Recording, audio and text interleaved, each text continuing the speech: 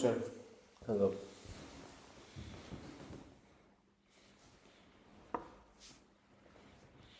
George, today I want to discuss this topic of the fact that when you are approaching entrepreneurship, sometimes you hear people telling you, why do you want to have a company? I mean, 90% of startups fail in the first year. Why does that even make sense to start one if you already know that you might fail? I heard it many times, so what do you think? Yeah, the truth is that I'm not sure now how exact that number, that figure is, where 90% of business fail might be, I think, even higher than that. Mm-hmm. But yeah, it makes sense how many people go to the gym and how many of them actually fail, how many of them reach their ideal and dream physiques. Exactly, but now the problem is in the implication that people get from it.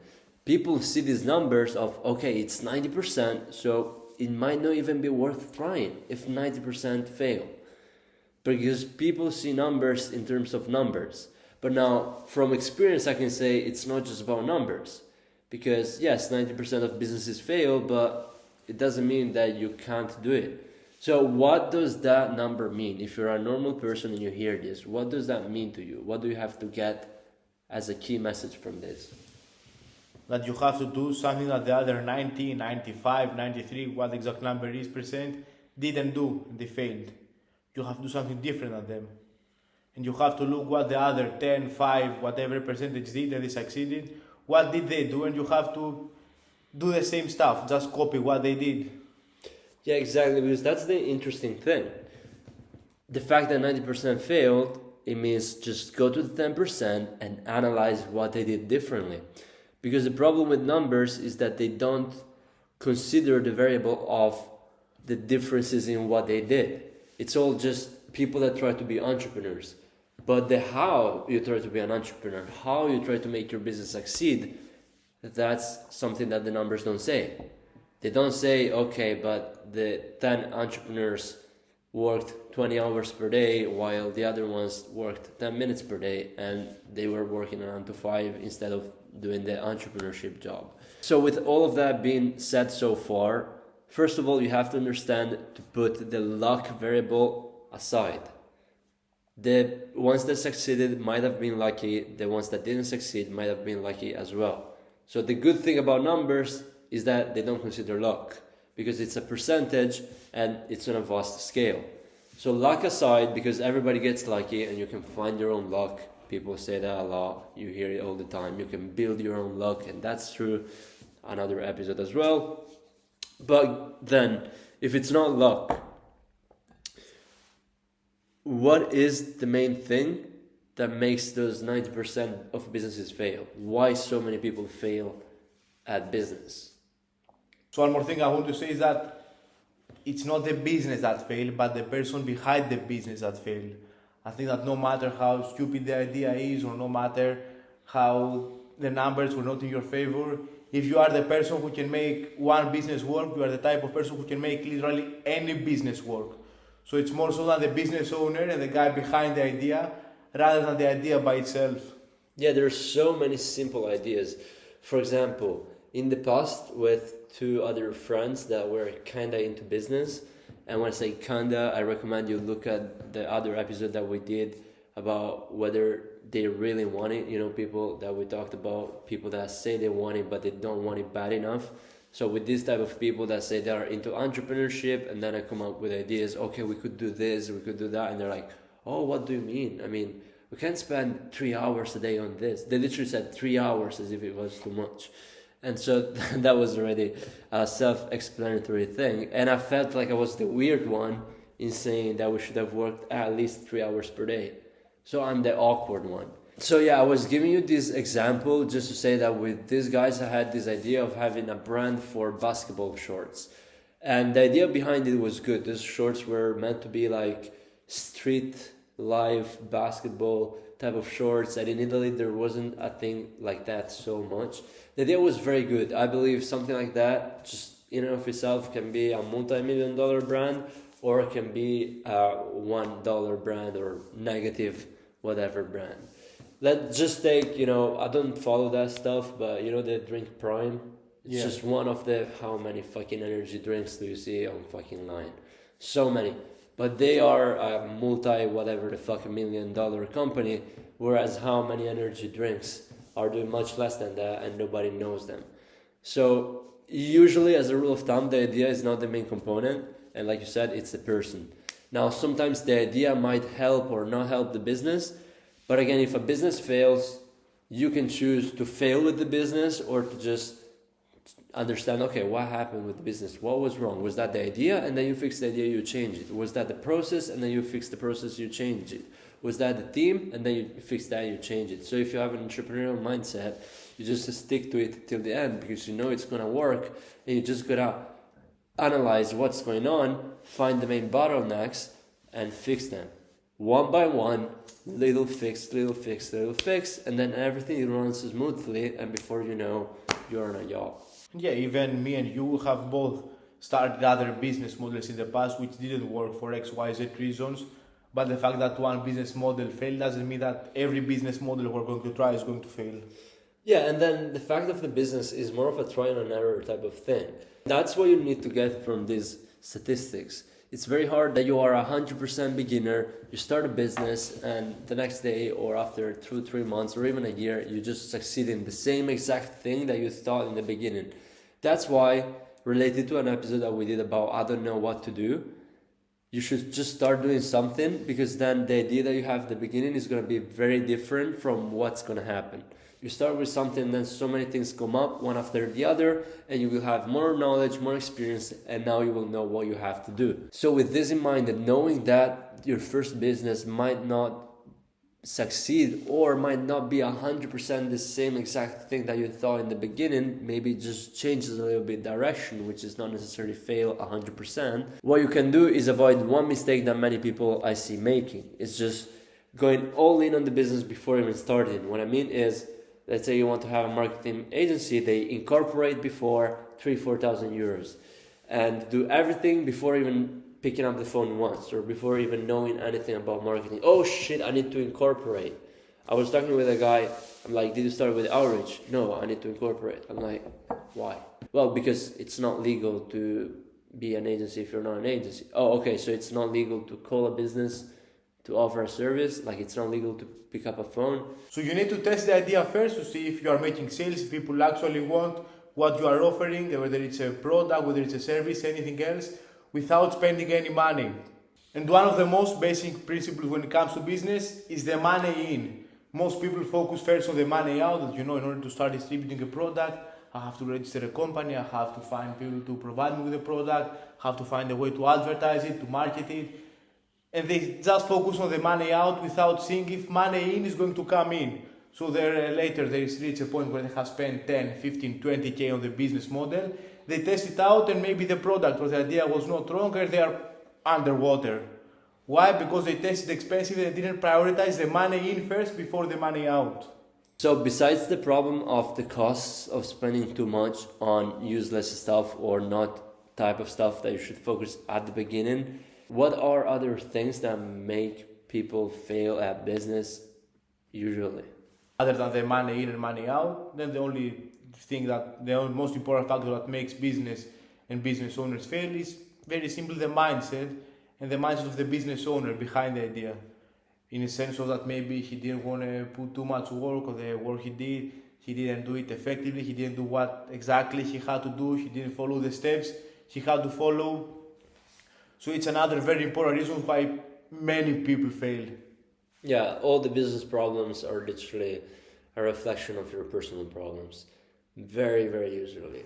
If you have a problem with your clients, probably because you're lacking in communication, in whatever it is, in your service or in whatever, and maybe you're lacking in the service because you're too stressed in your personal life, and so you cannot be good with your clients.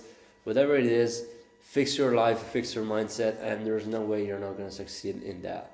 And one more thing I want to very briefly expand upon as we touch upon the money in, the money out. This is the exact same reason why I'm more of a fan of a service-based business rather than the product or any other type of business. Because let's say that you have a knowledge to provide a service, whether it's building websites, editing videos, providing marketing and advertising services, or any other service and skill you have. It's way easier to find clients, to get money in without spending any money. So let's say you are a video editor. What do you have to do? Just reach out to people who need your services. Just get money from there to provide the video editing services you provide. You don't have to stress about, okay, but how do I find someone to provide the product? What are the type of costs I need to advertise, to market for it? Meanwhile, all of those problems in a service-based business, they go completely out of the way. Yeah, it's the best entry-level business. Now, of course, I would recommend it to someone that is getting started. I would recommend it to someone who is young. Now, if you already had a lot of experience with other businesses, or if you are maybe 30 years old and you've been working on something for a lot of time and you have the knowledge to create a product at low cost, or you have any competitive advantage, go for it. But as a rule of thumb, many people should start with something simple and very budget friendly, like a service business, where instead of leveraging the money that you have to build a product, you just leverage risking your time and risking based on who you are and what you're going to provide. So I'll tell you this, when I was younger, I used to hear a lot the idea of just a few people make it, just the 10% of businesses, or the 1% in life, or 0.1%, 0.01, whatever it is. You hear these things and you understand that it's something for a very, very few people. And so the question that I would ask myself is, how do I understand if that is me? I mean, if I can be that 10%, or maybe if I can't be because I'm just destined to not be. And I'll tell you my opinion, that you can say yours. I believe to understand if you are the 1% or not, or the 10% or not, whatever number, you just have to ask that to yourself. Do I believe that I can be that 1%? And if you believe you can be that 1%, you can be that 1%. I mean, the 1% is self-proclaimed, meaning it's not that somebody else tells me, okay, you are the one that can be successful. It's just my belief upon which I act, upon which I create businesses, upon which I explore the world, and I do all these things that bring me to be that person. So you need to self-entitle yourself, and that's why you need conviction, and that all falls into the category of mindset, which is why you need to really have a strong mindset when you want to have a profitable business. What are your thoughts on what I said? It's something actually very interesting you mentioned, because many people try to start a business, meanwhile they have not even built their mindset, or they're not the person that can start a business yet. So I would advise to everyone, first of all, work on yourself, become responsible, build habits, build everything about yourself, your personality, build a work ethic, and then when you are the person who can start a business, then do it, then go for it. Yeah, for sure. So many things you have to build. One good way you can start learning about the principles that you apply in business, let's say you're 13, 14, just going to the gym, putting consistency in whatever you're doing. For example, when I was young, I was putting consistency in studying. Now, do I recommend to do that? Not necessarily, because it was useless. But the same approach I had when I was studying, because I believed that school was paramount for my success, is the same dedication that I put in now into something else. But now, in this regard, there's so many people now that start business at 13, 12, 10. Like I see people at 11 years old making more money than us, even less. People are making money, they're always younger and younger. So let's say you're 13 years old, like, can you start a business, or should you wait, like you said? Like, how do you see this trend of being young and making a shit ton of money? In many cases, they will fail. Why? Because they are young children, they're not mature, they don't have the right mindset to not only start, but also maintain and scale a profitable business. What I did in personal level was that before I got into the business and trying different business model, I was into bodybuilding. I was spending 3 to 4 hours every day training.